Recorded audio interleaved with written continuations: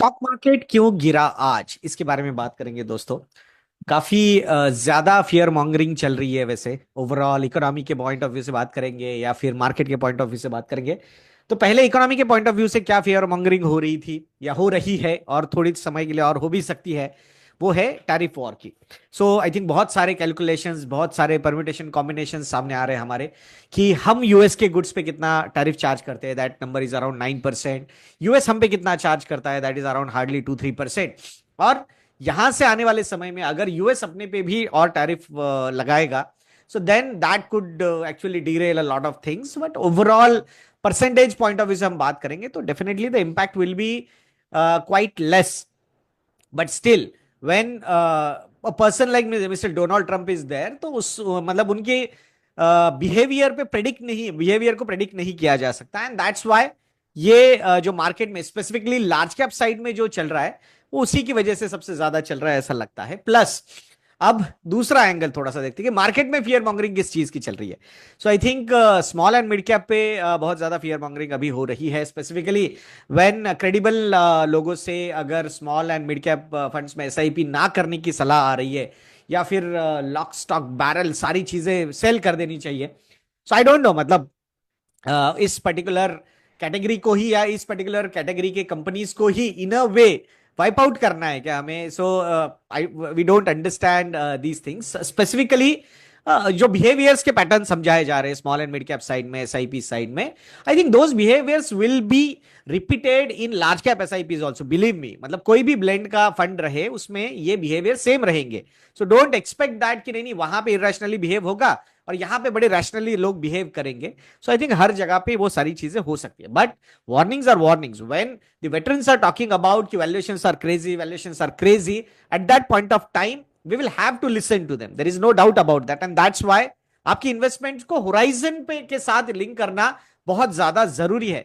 सही में आप 10+ ईयर्स के इन्वेस्टमेंट होराइजन के हो तो ही आपने वैसे एग्रेसिव फंड्स में जाना चाहिए, and that too systematic way से जाना चाहिए, इसमें कोई डाउट नहीं है। सो ये जब डाउट क्रिएट किए जाते हैं तो ऑब्वियसली दो टाइप के लोग मार्केट में सेलिंग करने के लिए आते हैं इस समय पे। दो एक पहले होते हैं, पहले वो होते हैं स्पेकुलेटर्स, ऑपरेटर्स। तो उनको पता है कि भाई ये पर्टिकुलर ग्रीड एंड फियर का इंडेक्स चल रहा है, सो फियर के इंडेक्स पे बैंक करके we can build our short positions and earn good money. और दूसरे होते हैं स्पेसिफिकली रिटेल इन्वेस्टर्स, जो ये आर्ग्यूमेंट्स पे बहुत ज्यादा डर भी जाते हैं और उसी का नतीजा यह होता है कि वहां से भी एक सेलिंग प्रेशर बनता है। And that's what the expectations are currently turning out to be. Because I was having a discussion with a lot of fund houses, और specifically small and mid cap side के जो funds है उनके साथ जब discussions कर रहा हूं, या फंड मैनेजर्स के साथ, या एनालिस्ट लोगों के साथ, या फिर जो बिजनेस हैंडल करते हैं उन लोगों के साथ। सो वहां पे मैंने पूछा कि क्या रिडेम्पशन प्रेशर देखा जा रहा है क्या। सो उन्होंने बोला कि अभी तक कोई रिडेम्पशन प्रेशर नहीं आया है। मैंने बोला क्या proactively are you creating cash positions, ऐसा कुछ है क्या।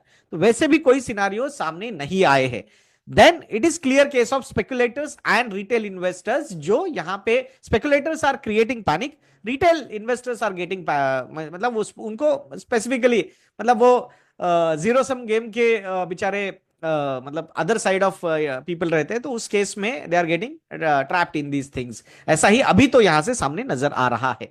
सो अगेन मतलब ये दो मेजर रीजन लग रहे हैं। एक तो मतलब टैरिफ वॉर के चक्कर में यूएस डॉलर स्ट्रेंथन होता जा रहा है, यूएस की treasury, short term treasuries are getting lot of traction, तो वहां पे पैसा जा रहा है। फॉरेन इंस्टीट्यूशनल इन्वेस्टर्स से जो आउटफ्लोज हम देख रहे हैं वो भी पैसा उधर ही जा रहा है।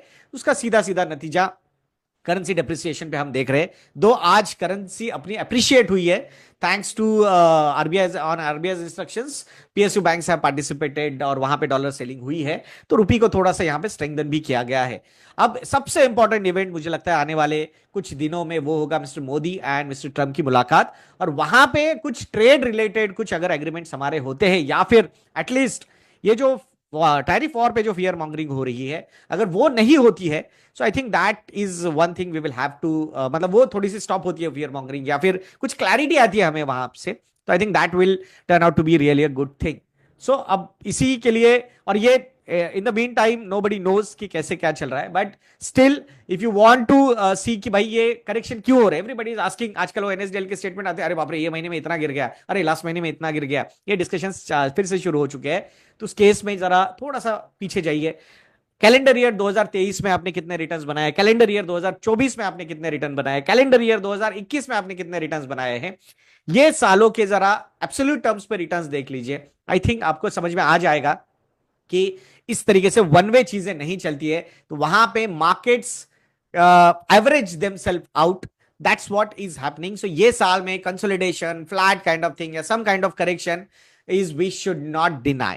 So I think it's a good thing from the long term point of view. Too much of upfronting of returns अगर होती जाएगी तो that is not going to be a very good sign. तो ऐसे ईयर्स, ऐसे quarters, ऐसे half years होने ही चाहिए, ये मुझे लॉन्ग टर्म आपकी इन्वेस्टिंग जर्नी में काफी स्ट्रांगली लगता है।